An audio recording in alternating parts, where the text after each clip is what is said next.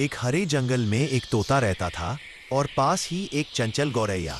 एक दिन तेज आंधी आई और गौरैया का छोटा सा घोंसला टूट गया। वह बहुत दुखी थी।